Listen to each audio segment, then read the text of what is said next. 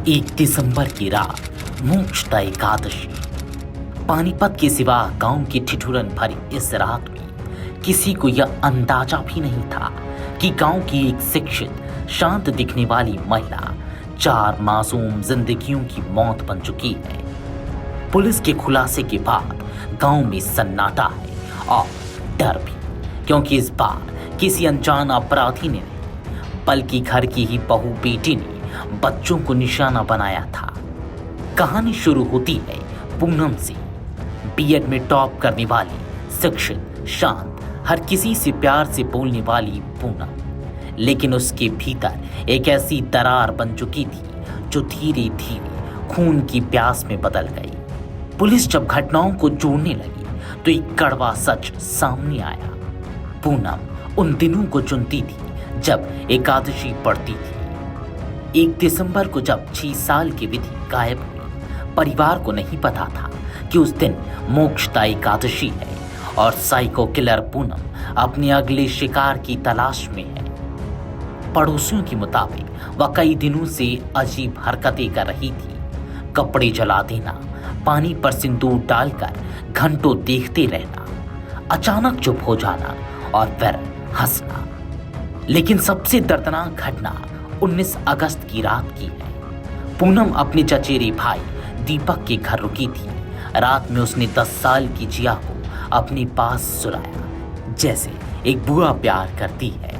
लेकिन आधी रात के बाद वह जिया को उठा ले गई, बाड़ी में ले जाकर पानी की हौद में डुबोकर मार डाला और वापस आकर ऐसे सो गई जैसे कुछ हुआ ही नहीं। सुबह जब घर वाले जिया का शव पानी में देख रो रहे थे, पूनम भी सबसे ज्यादा रो रही थी, तेज चीखों के साथ। उसकी मां ने धमकी तक दी कि अगर झूठा इल्जाम लगाया गया तो कानूनी कार्रवाई होगी। लोग डर गए और रिपोर्ट नहीं लिखी। यह वही रात थी, एकादशी की रात। जिया की ताई पारुल बताती हैं, वह पहले प्यार दुलार दिखाती, बच्चों को पकड़ पकड़ कर खिलाती खिलाती और एक दिन अचानक गायब या मृत्यु। उन्होंने दावा किया कि पूनम उनके बेटे के पीछे भी पड़ी थी, उसे मॉल घुमाने के बहाने ले जाने की बात कहती, लेकिन हमेशा शर्त लगाती, घर में सब लोग बाहर होंगे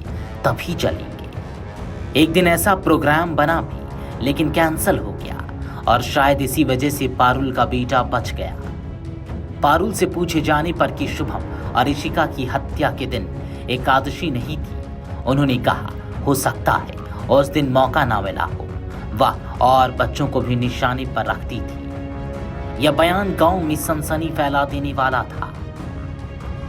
पूनम की मां सुनीता आज भी सदमे में है। वह कहती है वह शादी से पहले बिल्कुल ठीक थी, लेकिन शादी के बाद अचानक बदल गई। कहती थी पड़ोस में जो लड़का मरा है उसका साया मेरे ऊपर है। वह कई बार आत्महत्या की कोशिश कर चुकी थी। ससुराल वाले उसे कैराना के एक तांत्रिक के पास भी ले गए, लेकिन उसके अंदर की काली छाया गहराती गई। पुलिस खुलासे के बाद जब पूनम ने माना कि उसने 4 बच्चों को मारा है, उसके परिवार ने भी हाथ खड़े कर दिए। मां ने रोते हुए कहा अगर उसने किया है तो कानून जो सजा दे कम है, हम उसके साथ नहीं हैं। सवाल यह नहीं कि पूनम साइको किलर क्यों बनी, सवाल यह है कि एक शिक्षित महिला जिसे परिवार बच्चियों से प्यार करने वाली बुआ समझता था, वह उनके लिए मौत का दूसरा नाम कैसे बन गई। गांव अभी भी सदमे में है। एकादशी के दिन अब लोग दरवाजे जल्दी बंद कर लेते हैं, क्योंकि पूनम अब जेल में है, पर उसके किस्सों की दहशत आज भी बाहर है। वीडियो डेस्क अमरउजाला.com। अगर आप ये वीडियो YouTube पर देख रहे हैं तो हमारे चैनल को सब्सक्राइब कर बेल आइकन दबाएं और Facebook पर देख रहे हैं तो हमारे पेज को लाइक करें।